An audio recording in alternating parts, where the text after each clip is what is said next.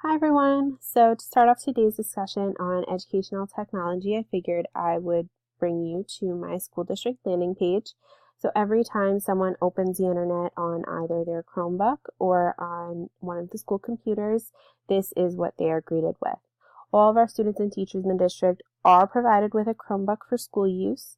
So it's great when we want to do activities in class using a computer, and we don't have to worry about finding the computer lab or finding space for everybody.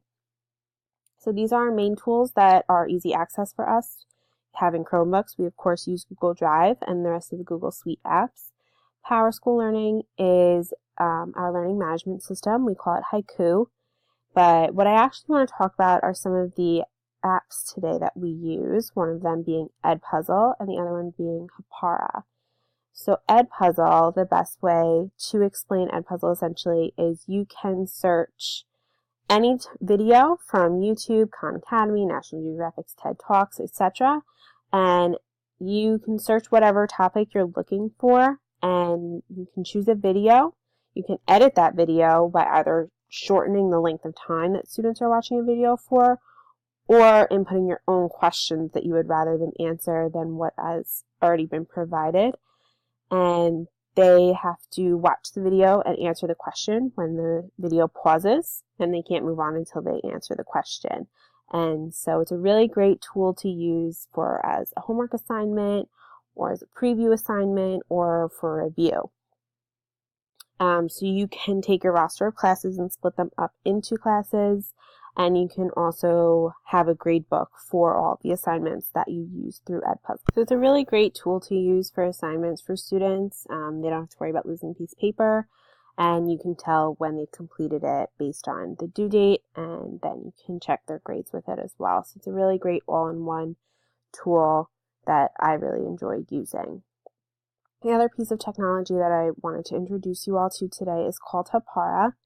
So Hapara is essentially the best way to monitor as well as assign students work and monitor their real-time activity. So I don't have an actual class, but I do have some screenshot examples that I can show you. So this is a roster of classes, and these are all of the docs or images or anything that's been shared with them by their teachers for a certain class. So you can share anything with them with this little button right here. You can create a link and you can also message them. So if you're monitoring their real-time activity and you see that they kind of get off task, you can message them and say, hey, don't forget this is due at the end of the period. Or, hey, let me know if you have any questions. Just to sort of be like, oh, they need to get back on task. And then you see them get back into work, which is really, really great. So this is all of the documents that they're shown, but this is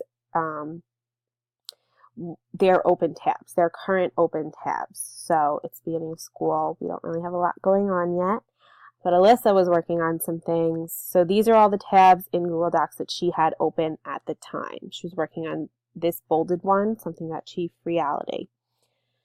If you are watching this, monitoring real time from your desk, and you see that a student is working on something that they're not supposed to be working on, maybe for another class, maybe they're watching a YouTube video from yesterday's basketball game or something, a little red X would actually appear right here if I moused over it in real time, and I could actually X out that tab.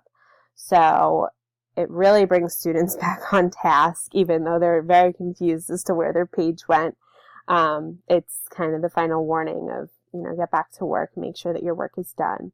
And the other best thing about Hapara is you can divide your classes into groups.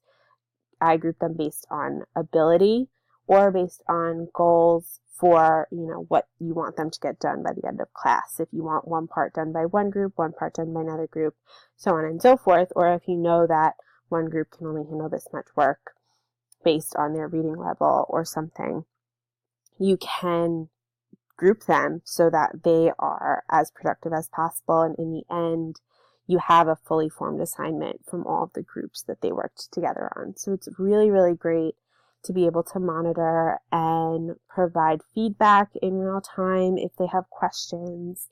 And so these are two of my favorite pieces of educational technology, but as you can see, there's a ton that I'm able to explore every day, and I'm really grateful for my district for giving me all these opportunities. See you guys next time.